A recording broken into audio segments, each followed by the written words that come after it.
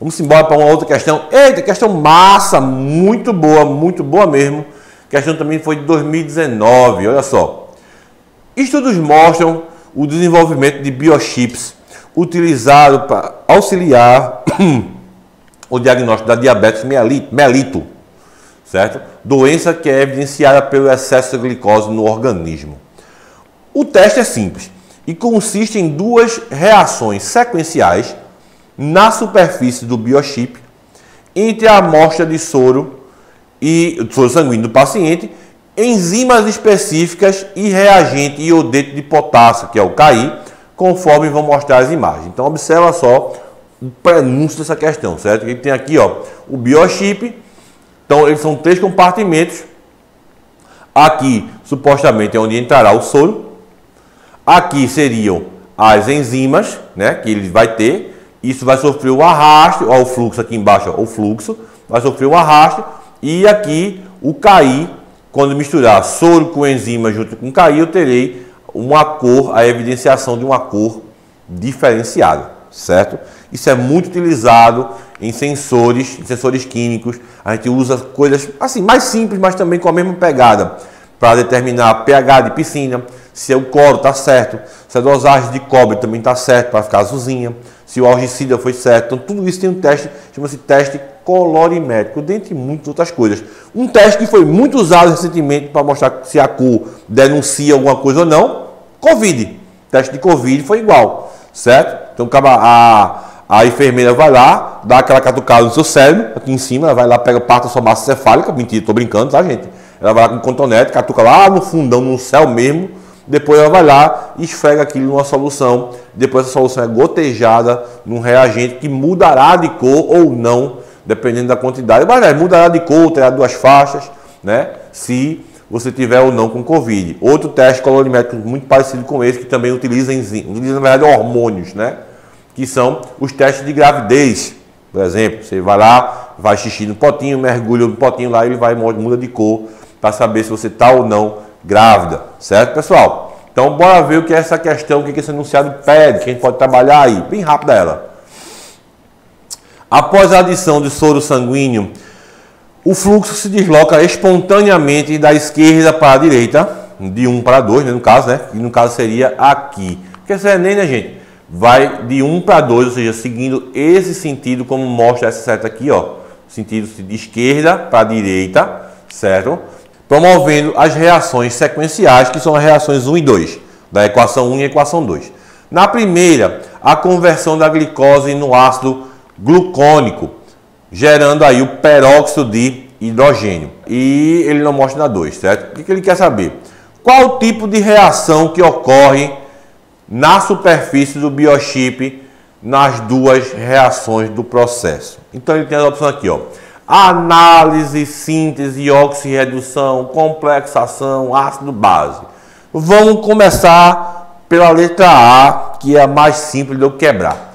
Quando ele fala reação de análise, né? Reação de decomposição, né? Vamos lembrar lá de tipos de reação, galera do primeiro ano. Invoque aquele primeiro anista que existe dentro de você agora. Ele vai dizer assim para você, ó, gente, ó, reação de adição é quando eu pego 2 substâncias e converto ela em uma só, do modo mais simples possível. Reação de decomposição ou análise é aquela que eu vou pegar aquela substância única e quebrá-la em 2. Exemplo, carbonato de cálcio, boto fogo para aquecer o sistema e aí eu decomponho ele em CaO e CO2. Certo, pessoal? Isso é uma reação de análise. Aqui, olha a voltada que eu vou dar. Nas equações 1 e 2, certo? Não tem esse lance de pegar uma substância e transformá-la em mais de substâncias. Não tem como. Então, a letra A já está fora da situação. Síntese também não, pelo seguinte oposto, né? Eu não estou pegando uma substância, vá comigo, eu não estou pegando 2 ou mais substâncias e transformando em uma só. Observe que tanto na reação 1 como na 2, eu estou pegando 2, 3 reações e fazendo 2, 3 substâncias e reagindo e formando mais 2, 3 substâncias do outro lado. Então, letra A e B, totalmente fora. Complexação, letra D, fora. Gente, vê só.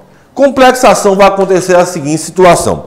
como é que eu formo um complexo? Por exemplo, quando eu quero fazer a absorção, aumentar a eficiência da absorção da vitamina C, ou aumentar, perdão, a absorção de ferro no meu organismo, por exemplo, o que acontece? Eu utilizo um coadjuvante. Por quê? Porque ele complexa o ferro e leva ele mais facilmente ao seu destino. Por exemplo, certo? Então, clorofila é complexo, hemoglobina é complexo. Então, tudo isso são moléculas, são elementos que estão ali no meio, estão cercados de outros e está complexado por outros íons, tá?